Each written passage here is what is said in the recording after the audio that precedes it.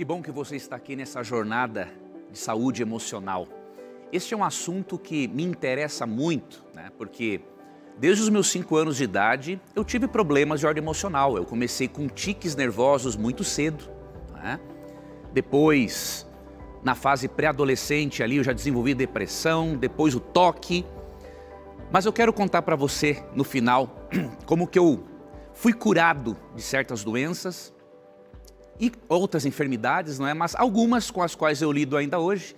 Mas eu lido com alegria, lido com esperança, porque aquilo que Deus fez por mim é muito maior do que as enfermidades fizeram por mim. Então eu quero repartir com você um pouquinho sobre a minha experiência, aquilo que eu aprendi com a Bíblia e com outros livros, como podemos voltar a sermos felizes novamente. Bom, vamos começar aqui.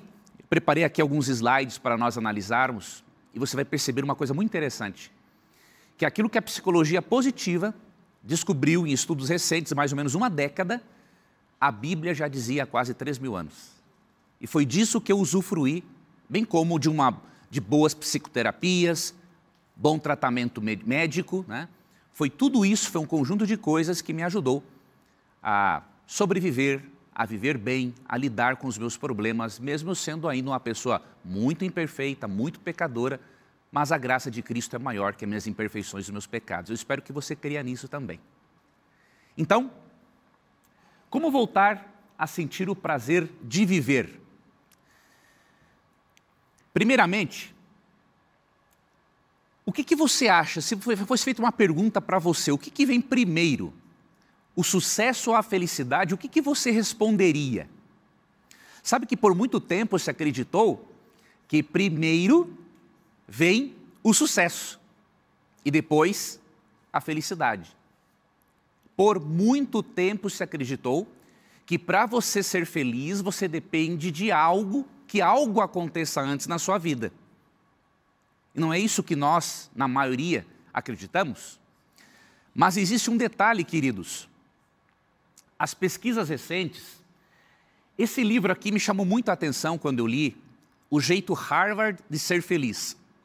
Esse livro mostra o seguinte: mais de uma década de pesquisas nos campos da psicologia positiva e neurociência comprovaram, sem sombra de dúvida, que a relação entre sucesso e felicidade é, na verdade, o contrário do que se costuma acreditar. Nós acreditamos que primeiro vem o sucesso, ou primeiro acontece algo de muito bom na nossa vida, para depois sermos felizes. Só que uma década de pesquisas na área da psicologia positiva e neurociência comprovaram que é o contrário. Olha o que acontece. Primeiro vem a felicidade, depois o sucesso. A felicidade é algo que nós precisamos aprender a cultivar. As pesquisas mostram que se você depende que algo de maravilhoso aconteça na sua vida para depois você ser feliz, esse tipo de felicidade dura muito pouco. Porque aquilo de maravilhoso que aconteceu na sua vida, ele não é permanente. Há outras coisas maravilhosas para acontecerem.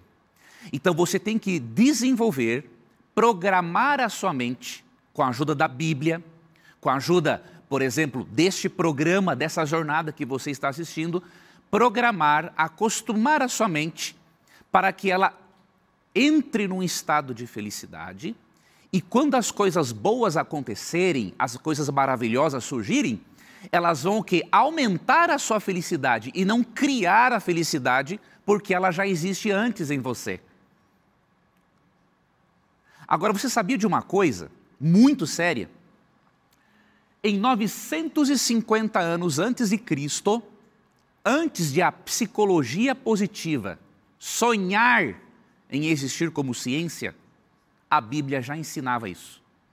Que primeiro vem a felicidade, depois o sucesso e depois outras coisas boas da vida. Dê uma olhada nesse texto de Provérbios comigo, capítulo 15, verso 13. O coração alegre aformoseia o rosto, mas pela dor do coração o espírito se abate. Ou seja, Há 2.972 anos, contando o ano que nós estamos agora, 2022, há 2.972 anos, a psicologia positiva nem sonhava em existir como ciência, a Bíblia mostrou a sequência correta, felicidade e depois coisas boas. Dá uma olhada aqui, o que o Provérbios disse? Primeiro ele diz que nós devemos ser felizes. Como consequência dessa felicidade, vem o sucesso. No mesmo texto diz, vem a saúde e até a beleza. Você sabia? A beleza, diz ali no texto, a felicidade, né, a alegria do coração, a formoseia o rosto. Se você quer desenvolver e se sentir uma pessoa bonita, você primeiro tem que trabalhar o seu interior, porque o que acontece? Muitas pessoas sinceras, né, pessoas carentes, acabam fazendo de tudo para melhorar o corpo na sua forma externa. E há coisas que não é errado, né? Se você depende de uma cirurgia plástica, alguma coisa assim, isso é normal. Deus deu à ciência esses recursos para nos ajudarem a nos sentirmos bem. Mas quando você vê, por exemplo, uma pessoa cheia de marcas, cheia de desenhos, ela está buscando a felicidade. Só que o que acontece? Quanto mais marcas, desenhos, tatuagens ela faz, ela percebe que aquilo não preencheu o seu vazio interno. Aquilo não ajudou a sua criança interna ferida a se sentir melhor. Aí ela faz 1, 2, 3, 4, 5, 6, 7, 8, 9, 10 e por aí vai. Não estou dizendo que Deus deixa de te amar ou vai tirar o céu de você por causa de uma tatuagem. Mas o que eu quero te dizer é o seguinte: as coisas externas, aquilo que você faz de externo com o seu corpo, não vai adiantar se você não desenvolveu a felicidade dentro de si primeiramente. E aí, você pode estar perguntando, mas Leandro, como é possível isso? Como é possível eu primeiro ser feliz para depois eu desfrutar de outras coisas na minha vida? Existe uma forma,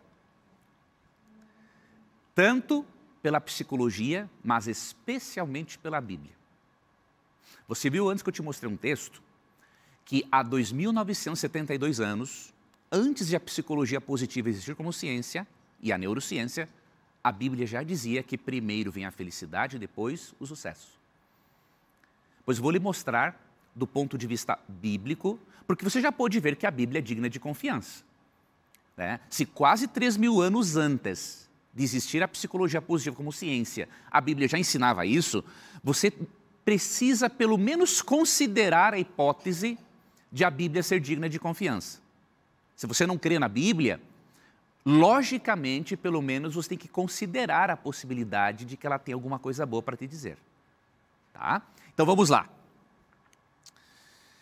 Esse texto aqui, 1 Tessalonicenses 5, 14 a 19, ele apresenta os passos para você desenvolver a felicidade interna, para que depois isso se expresse de forma externa. E por que tem que ser assim? Como eu falei, se você depende de coisas externas para ser feliz, essas coisas externas elas não são duradouras, elas são passageiras. Então quando passa, você se torna infeliz. Mas se primeiro você cultiva uma atitude mental de felicidade, independente das coisas externas, você será feliz do mesmo jeito. Óbvio que você não vai estar rindo de alegria o tempo inteiro. Nós estamos num mundo de pecado, de imperfeições, de maldade, de injustiça. Então tem momentos que vão ficar tristes e esse é um sentimento válido, normal. Eu não posso, por exemplo, estar alegre quando acontece algo de trágico na minha vida. Eu seria uma pessoa anormal se fosse assim. Mas você pode manter um estado de felicidade para você ter sucesso em todas as áreas e para quando surgirem os problemas, as dificuldades, esse estado interno de felicidade, ele vai servir de base, de suporte para você encarar as dificuldades que tem que vir. E esse texto aqui de 1 Tessalonicenses 5, escrito pelo apóstolo Paulo, ali no final, antes do final do século I, ele mostra para nós os caminhos para desenvolvermos a felicidade, essa felicidade interna que nós precisamos ter para termos sucesso e para nós termos como base, temos uma estrutura emocional para enfrentarmos os problemas da vida. Vamos ler o texto. Irmãos, pedimos que advirtam os indisciplinados, encorajem os desanimados, ajudem os fracos, sejam pacientes com todos. Cuide que ninguém retribua o mal com o mal, mas procurem sempre fazer o bem uns aos outros e a todos. Estejam sempre alegres. Você percebeu que a alegria, ela está envolvida em todo esse processo aqui? Eu já vou detalhar para você. Estejam sempre alegres. Nunca deixem de orar. Sejam gratos em todas as circunstâncias. Preste atenção nessa palavra, sejam gratos. Pois essa é a vontade de Deus para vocês em Cristo Jesus.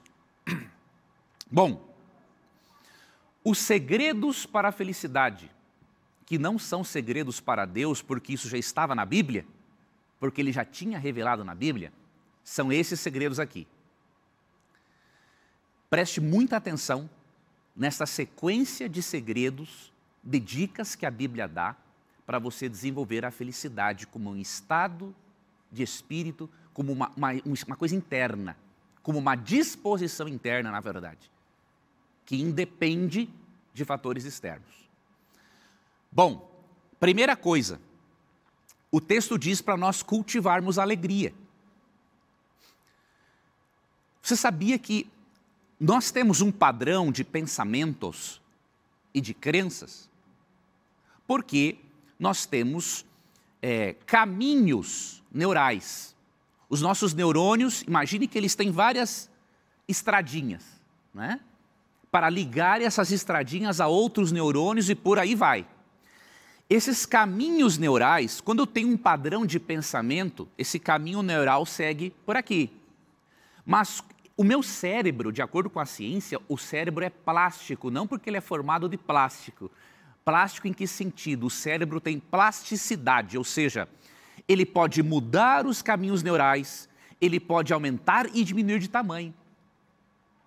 Pelo fato de o cérebro ter essa plasticidade, você pode cultivar a alegria para que esses caminhos neurais que ajudam você a pensar de forma negativa, o seu cérebro vai criar, os seus neurônios vão criar outros caminhos neurais. Você pensava por aqui, agora você vai pensar indo por aqui.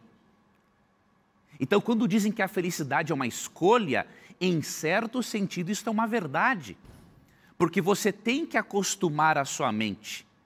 Você tem que cultivar a alegria para que novas redes neurais, caminhos neurais sejam construídos e você pare de transitar apenas por esses caminhos neurais negativos. Agora você transita por aqueles caminhos neurais que ajudam você a cultivar a alegria.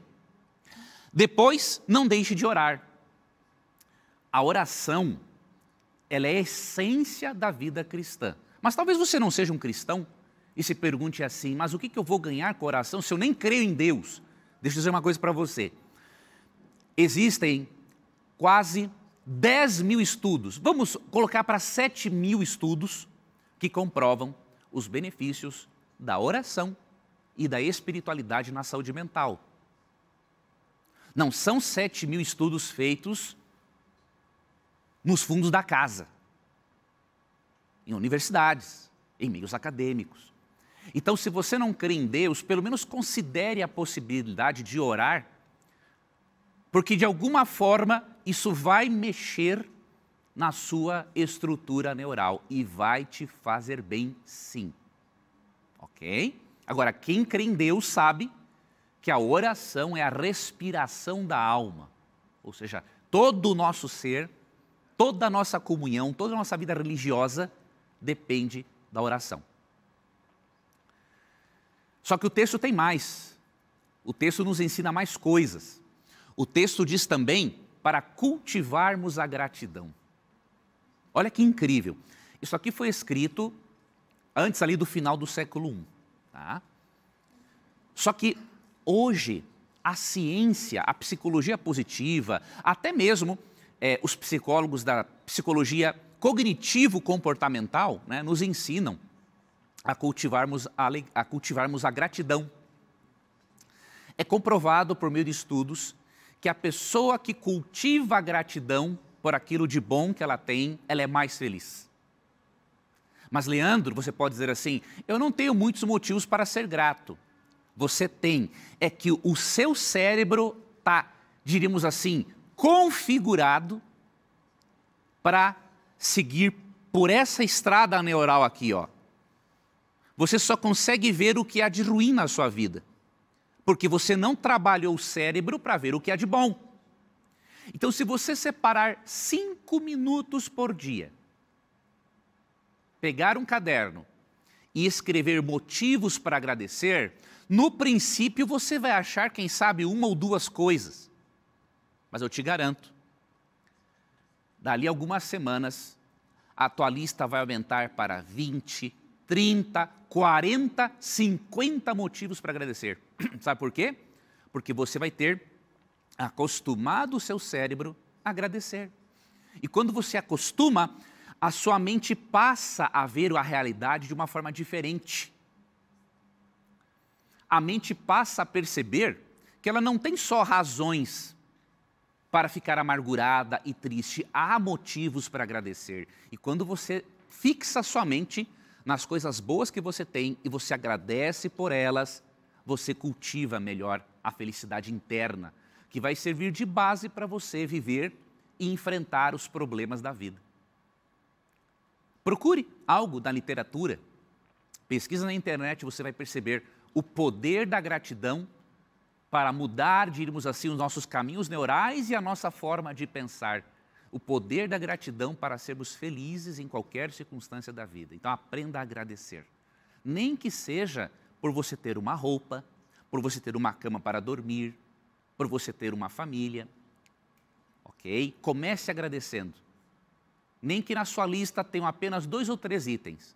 Depois você vai ter 20, 30, 40, 50 e muito mais. E aí você vai perceber que a felicidade será algo muito mais fácil para você. O texto também diz, não despreze a palavra de Deus, quando fala não despreze as profecias. Recorra à Bíblia para buscar conforto. Depois vou te mostrar como que a Bíblia me deu suporte para eu poder buscar ajuda para a depressão que eu tinha, né? Afaste-se de falsos ensinamentos. Por incrível que pareça, nunca um ensinamento ou uma ideologia neutra. Ou ela vai trazer bem ou mal para a sua mente. Então você tem que avaliar aquilo que você está estudando, aquilo que você está aprendendo, aquilo no qual você acredita, te faz bem ou te faz mal? Se te faz mal, corta fora. É simples assim. E encoraje os desanimados. Por que o texto diz para encorajarmos os desanimados?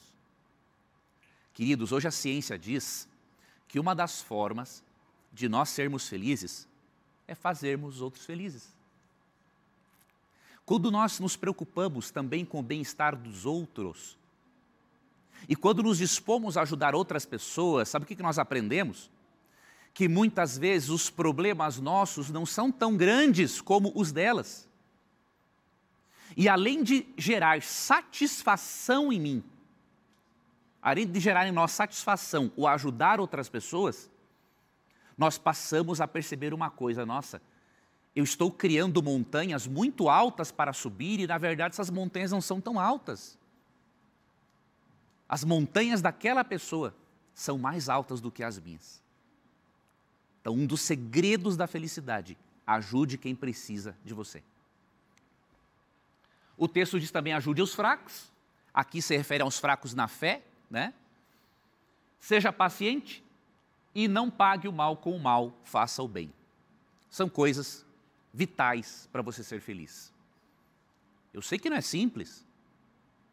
Né? Quando você recebe o mal, você quer vingar.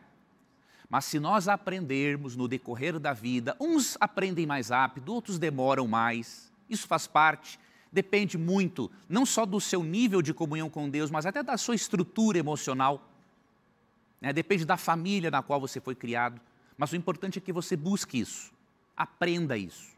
e vai notar uma diferença muito grande na sua vida. Reflita e demore somente no amor de Deus por você. Essa aqui é uma das dicas mais importantes que eu deixo para você. Quando você para refletir no amor de Deus, você se sente muito mais amparado na vida. Esse texto diz: é pouco provável que alguém morresse por um justo, embora talvez alguém se dispusesse a morrer por uma pessoa boa. Mas Deus prova o seu grande amor ao enviar Cristo para morrer por nós quando ainda éramos pecadores. Se você parar um momento para refletir no amor de Deus manifesto na cruz do Calvário, ou seja, dificilmente nós morreríamos por uma pessoa boa, que não fosse a nossa família, mas Deus prova o seu amor, morrendo por nós, sendo nós ainda pecadores, mesmo não sendo tão bonzinhos assim, não. Então, quando você reflete todos os dias, especialmente nos eventos finais da vida de Jesus, você vai notar uma diferença. E eu quero finalizar dizendo para você uma coisa muito importante. Quando eu tive uma crise depressiva muito forte, aos 25 anos de idade, eu tinha certeza que eu ia morrer. Não que eu queria me matar, eu não cheguei no nível 3 de depressão, cheguei até o nível 2.